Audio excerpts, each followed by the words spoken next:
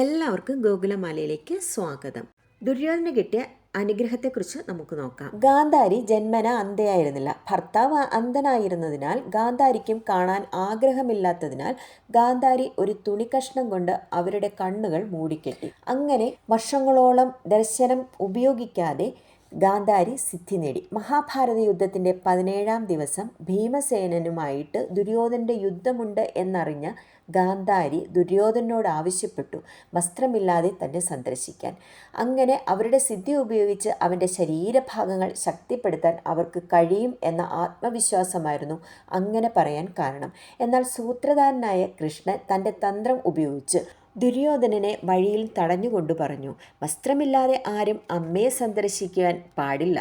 ഇത് വളരെ നാണം കെട്ട ഏർപ്പാടാണ്. ദുര്യോധനന് അത് ബോധ്യപ്പെട്ടു. ശരീരത്തിൻ്റെ അരക്കെട്ട് മറിച്ച് ഗാന്ധാരിയെ കാണാൻ പോയി. ദുര്യോധനൻ ഗാന്ധാരിയുടെ അടുത്തെത്തിയപ്പോൾ അവർ കണ്ണു തുറന്ന് തൻ്റെ സിദ്ധി ഉപയോഗിച്ച് അവൻ്റെ ശരീരം മുഴുവൻ ബലപ്പെടുത്തി. ദുര്യോധനൻ്റെ അരക്കെട്ടിന് താഴെയുള്ള ശരീരഭാഗം മറിച്ചതിനാൽ ഈ ഭാഗം ദുർബലമായി തുടർന്നു. യുദ്ധത്തിൻ്റെ 18-ാം ദിവസം ഭീമസേനൻ ദുര്യോധനൻ്റെ അരക്കെട്ടിന് താഴെ അടിച്ച് ദുര്യോധനനെ വധിച്ചു. അമ്മയിൽ നിന്ന് ലഭിച്ച ആ അനുഗ്രഹം ദുര്യോധനന് ഫലപ്രദമായി തീർന്നില്ല.